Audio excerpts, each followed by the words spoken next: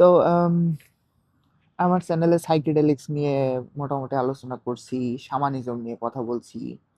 তো psychedelic drug হচ্ছে যেগুলা নেওয়ার মাধ্যমে মানুষ তাদের যে রিয়ালিটি, চোখে দেখা যে রিয়ালিটি, এটার বাইরেও যে আরো কোনো রিয়ালিটি থাকতে পারে এটা সম্পর্কে সাইকেডেলিক ড্রাগ নেওয়ার মাধ্যমে অল্টারনেটিভ রিয়ালিটি তারা ইনডিউস করতে পারে।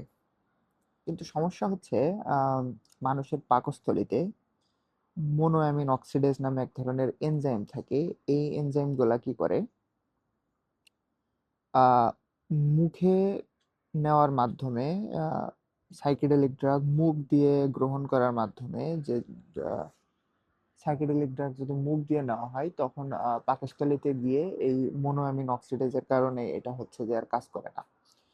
তো বিষয়টা এরকম যে মোনোঅ্যামিন অক্সিডেজ হচ্ছে এক প্রকার ডিফেন্স মেকানিজমই বলা যায়, যে আমাদের দেহ যেটা তৈরি করে রাখছে যাতে আহ, মানুষ চাইলেই যখন তখন হচ্ছে এই ধরনের সাইকেডেলিক ড্রাগ নেওয়ার মাধ্যমে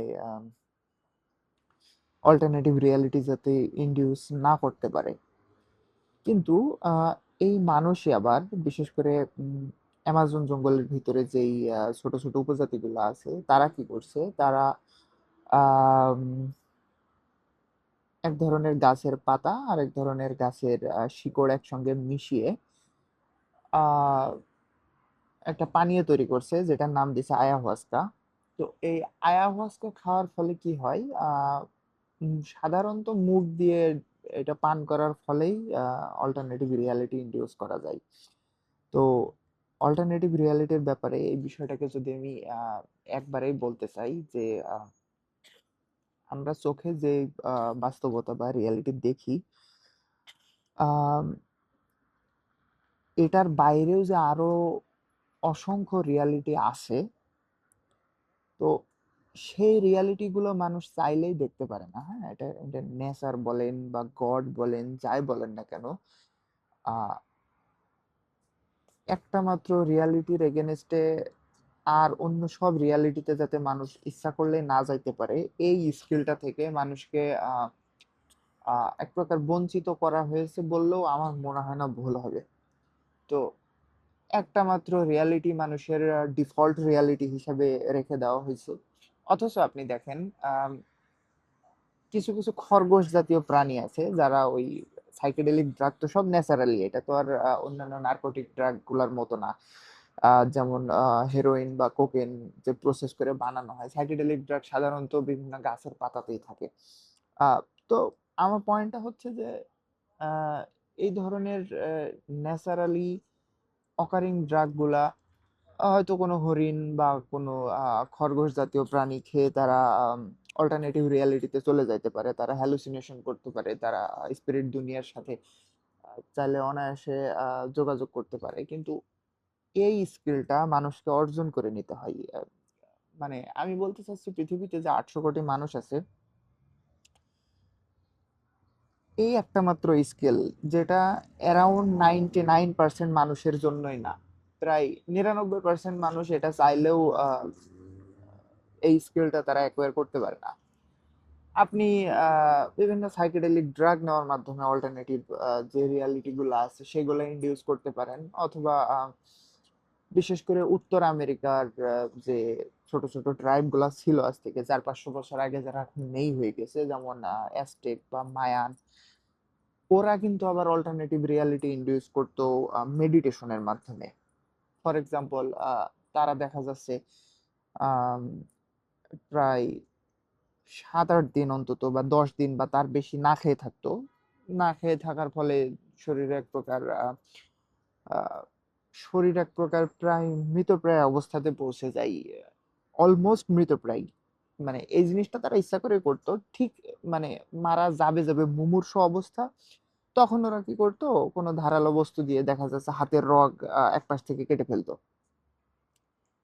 ওদের দাবি অনুযায়ী এই অবস্থায় কিন্তু তারা যে অল্টারনেটিভ রিয়ালিটি কোনো প্রকার ড্রাগ নেওয়ার ছাড়াই তারা এটা ইনডিউস করতে পারতো।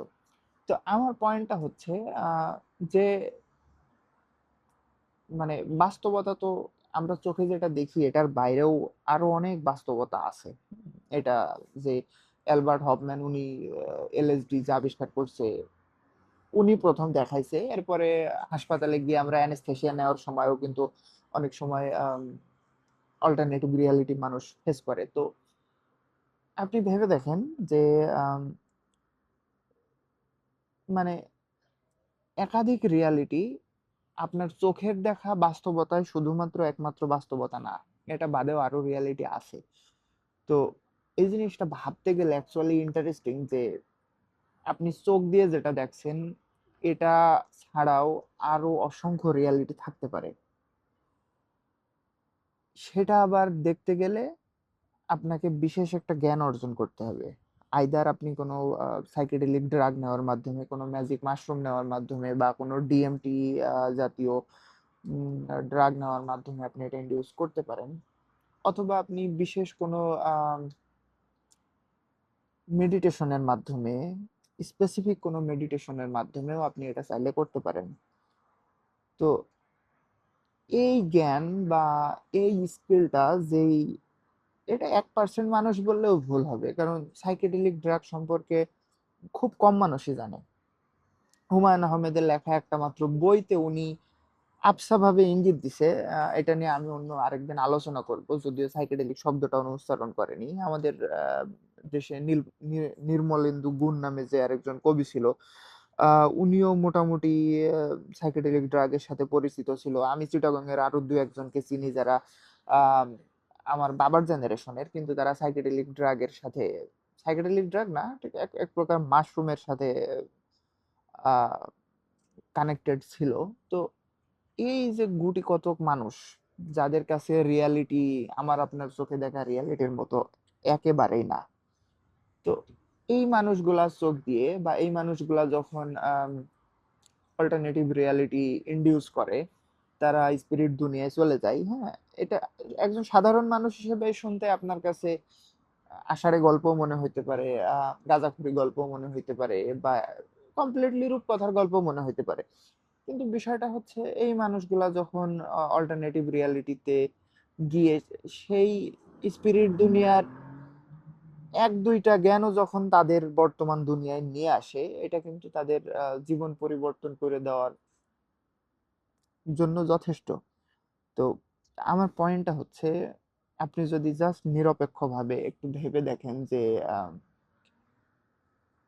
সারা জীবন আপনি চোখে যেটা দেখে আসলেন, চোখের দেখাকেই বিশ্বাস করে গেলেন, একটা বারের জন্য যদি আপনার মনে হয় যে চোখের দেখা নলেজের বাইরেও আরো নলেজ থাকতে পারে, এই বিষয়টা ডেফিনেটলি ইন্টারেস্টিং। হ্যাঁ, আমি ইন্টারেস্টিং বলেই শেষ করছি এটা না, কিন্তু আপনি জাস্ট ভেবে দেখেন যে হয়তো এটা জানতেন না, কিন্তু মানুষ হিসাবে যে জ্ঞানটা আপনার অর্জন করা লাগবে এই স্পেসিফিক ব্যাপারে, বা যে স্কিলটা আপনার অর্জন করা লাগবে, সেটা কিন্তু প্রকৃতির একটা কবুতর বা একটা খরগোশ বা একটা হরিণ, যারা হচ্ছে যাদের দেহে এই যে মোনোঅ্যামিন অক্সিডেজ এমএও, এই এনজাইমটা নাই, তারা কিন্তু চাইলেই যখন তখন কিন্তু হ্যালুসিনেশন করতে পারে।